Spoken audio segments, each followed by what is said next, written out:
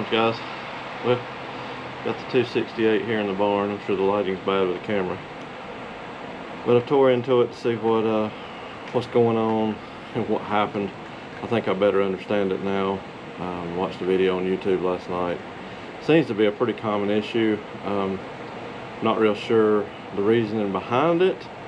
I guess just excessive play and wear. I think I know the reason why it happened to mine. But I was going to turn the camera on and bring you along for a little bit of the teardown, but there's so many videos on these New Holland knotters that I don't think I could add much to it other than the problem that I've come across. So that's my main goal of this video. So I'm going to spin you around here and I'll show you a couple of things what happened to mine. I got the fan running in the background, so I apologize for the audio. Alright guys, well here's what we got. I don't know what you want to call it, actuating rod for the twine fingers. That piece there rides on the cam, or the knotters themselves. I'll show you in a minute. Got some severe cattywampus bends here. Of course you can see that for sure. Been rubbing here. This adjusting rod has just bent all to pieces. This one's kind of the way it should be. I've got this one twine finger unbolted. So you've got an adjustment front and back towards the needle, and then you've got this basically as far as when you're in the home position, how close this is supposed to be to the needle slot. I think it's a 30-second, I believe. I think it's a 30-second on both of them. It's really tight tolerances. But you can see, I don't know if you can see that or not, but you know, we've got severe wear everywhere, which is to be expected. But let me show you what I think caused my major problem. And basically this caught the wiper arm, I think, locked everything down, sheared the bolt, and when it locked everything down with the momentum that everything has, it bent that. Seems to be this is a pretty common problem on these, with these twine fingers getting bound up, because that wiper arm clearance is very low. So I'm not going to try to get down there and get a real up close view. Basically the twine fingers go right here, and then that rod runs here over to there, and it's got two springs that go down on the knotter system here. So that's the cam, gears around. Here's the cam that lever rides on when it needs to push those twine fingers over.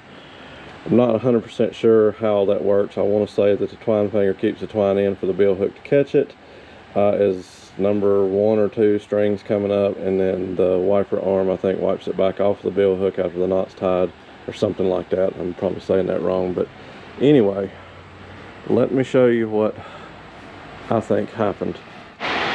Well, besides the immediate you know, notice of slop, look at that rust right there. So basically this is wild. This is how rust works. I don't know if the camera's going to pick that up or not, but if you can see that, maybe you can. Basically what that rust did was it pushed this whole bracket up right here, because you got a bolt hole here and a bolt hole here, which is what slides them back and forth to get your radius on your needle adjustment, like I was talking about.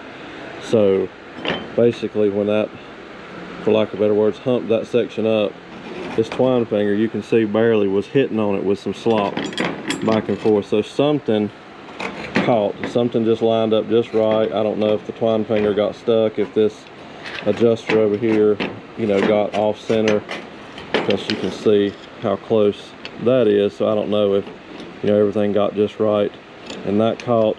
But you can really see, hopefully you can, that bend, and it's all because of that chunk of rust right there. I mean, look, yeah, see, I'm just flaking that off. That's just where it swells up. Now this one, got it loose. It's basically straight. I mean, other than it's got a little bit of a bow to it down here, but it through here, there's not really much of an arch. And it was, I mean, it's definitely rusty. You can see the pitting underneath it, you know, where chaff and stuff just gets under there and just sits and rots, and people leave them outside and moisture, and it just creates a mess. So over here, you can see the, well, maybe you can, but just chunks of rust. Let me get a screwdriver. Sorry about the shadows, guys. But you can basically just see it's just flakes of rust coming up, and that's the flat surface that wiper arm, not wiper arm, twine finger adjustment bracket is. And if you can see, probably can't, so I can flip this up. Let me put you down for a second. That's what I got a magnet for. Alright, you can see right here, maybe you can, should get some light, but that is like, that's at least pushing a 1/4 inch rise here, not counting what the rust is on the bottom of the twine finger adjustment itself. So that definitely put everything in a bad situation. This side over here is not that bad. It almost looks like this piece is bent up just a little bit, but I don't know for sure, but it didn't have the rust, and this side wasn't the one that was rubbing. So the needles and all are fine. They're not bent or not broke. I've checked that. I checked it cycling it by hand all the way up. The needles coming all the way up their travel, you know, the distance is supposed to be to the knother assembly. That's all good, so nothing's bent there. Thank goodness for a shear bolt. I had no idea what was going on. You can see in the previous video where I had the camera pointed at the counter, and as I hit that, it tied that last bale. That's when it sheared the pin. I didn't really hear anything going on, but you know, it would run all day with nothing in there as far as making the knotters trip. But as soon as you did that and I ran it over by hand, I mean, I could feel something binding up, but I was by myself, so it's hard to be up to fly wheel back here watching. But that's what we came up with. So now we gotta get some parts, if I can get some parts. Alright guys, I feel like I'm just doing a bunch of talking in this video, but quick rundown. I did find some used parts, really cheap. I was supposed to go get them tomorrow. That's the adjustment actuating lever that runs on the cam, the 2 rods I said I couldn't find online, the twine fingers, and the brackets. Haven't seen them yet, so keep your fingers crossed that everything goes good. If I can get that and it's good stuff and get it back together and get it to where I can make these 180 to 100 bales of, you know, hay that I got on the ground before it rains on it, I'll be tickled to death. Well guys, we were able to score some parts. Everything here is off 276. Perfect, no bends, no whatever. I got a little bit of rust here, kind of starting the same way mine was, so I'm gonna clean that up, throw a coat of paint on it. The only difference is the bracket's just a little bit different. This is like a press fit made. This is welded on. I don't know which is better, which is not, but we're gonna roll with it. I think I'm gonna be doing this yearly, taking these off, readjusting everything, making sure there's no rust under there. We're gonna swing for the fences. I got hay on the ground still. I told you in the last video I couldn't get anybody to custom bale it, so if we can get this unit to tie and spit some hay out of the back, we're gonna see what we can do. So keep your fingers crossed, and I'll bring you along for a little bit more putting this back together.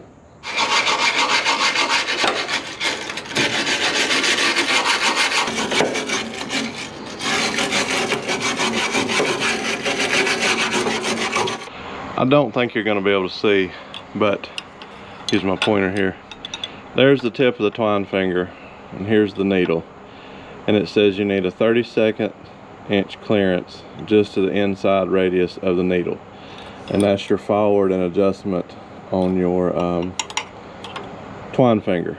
So we're going to get a 32nd here within reason with the play as the needle's coming up, and then we'll check these adjustments here. There's another one. I may have said that wrong earlier. I got to read in the book a little bit further, but I know this one says a 32nd. So get your needles up where they're coming up through the slots there, and just as the twine finger goes underneath it, the inside radius is supposed to be a 32nd. So I was a little bit wrong.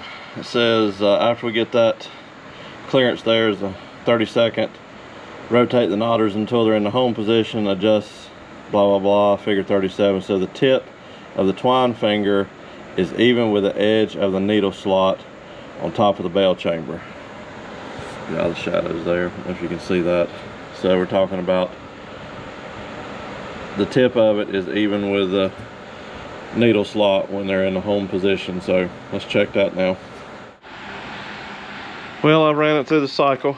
The twine fingers are actually in adjustment where they need to be. You know, of course they've got some slop in them, so I mean, it's not, this isn't a precision situation because it's not brand new anymore. But I ran it through several times. Nothing's binding up, nothing's hitting.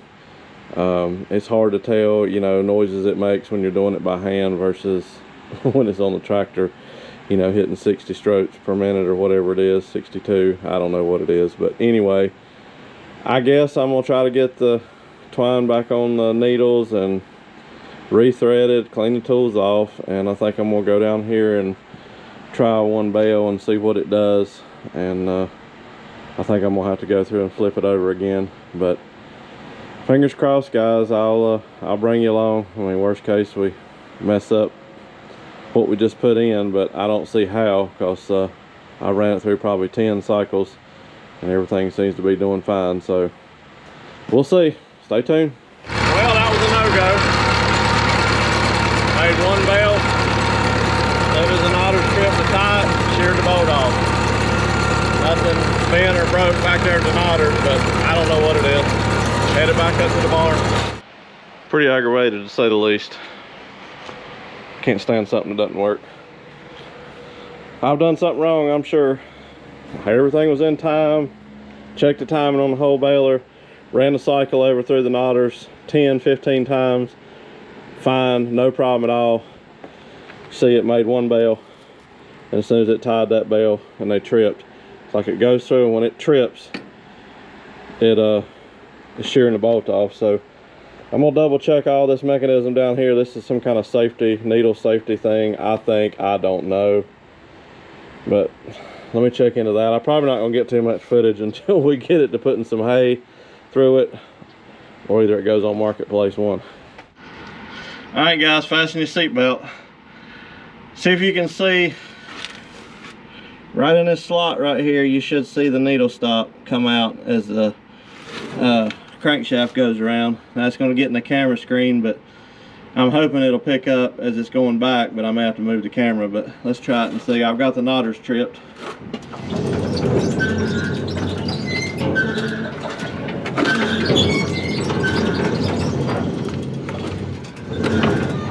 It should come out now. Yeah, there it comes. All right, it's out.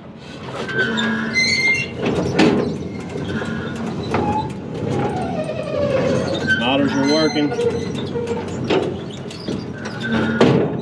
Alright, they're just tied. I don't know if you can see that or not. Alright, it's still out. But as I'm coming closer, pulling it back in, we're about right there. We're at about a 1/4 of an inch. So I mean, I've checked where the needles are supposed to be when the plunger and all that, so I don't know. We're gonna try it. That was definitely hitting on the corner. I just don't understand how it got out of adjustment. Like I said earlier today, guys, hopefully this will help somebody who's had this much trouble. I know it seems like all I've done is babble on this video and talk and show you stuff, but trying to make it make sense as much as I can for somebody like me that would be searching for this. So I ran it over by hand numerous times. Again, nothing's hitting, the needles aren't hitting. I guess I'm gonna crank the tractor up right here, put the PTO in, cycle the knotters a couple of times. I mean, the way it did the other day and today, as soon as you trip the knotters and it comes around, it was hitting that safety. So it should shear the bolt off right off the bat. So I don't know, let's see what happens. I'll turn the camera on, might as well.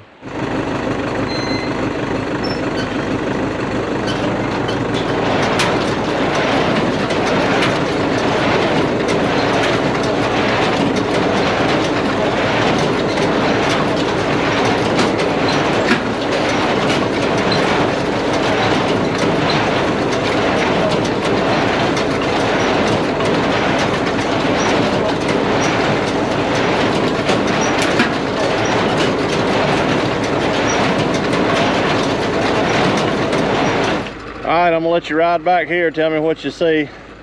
I see a piece of a needle fly out, or a bale that doesn't tie, or best case scenario, I see a couple squares hit the ground. So, oh my goodness. Go farming, they said it would be easy.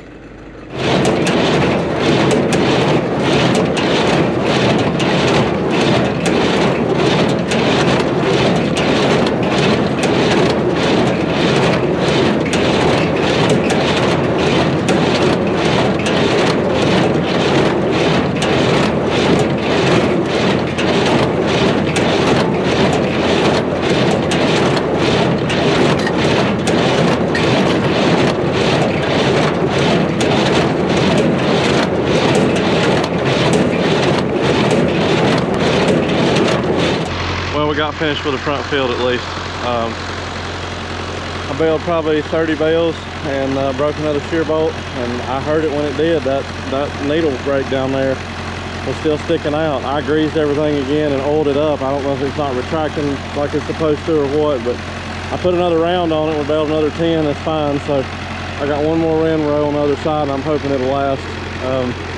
Mom and Dad's here to help me. I didn't have anything ready situated. I got something on the car trailer, I got something in the hay wagon, so just put them on the ground, and figured you guys would enjoy seeing me get up idiot cubes one last time, or hay anyway.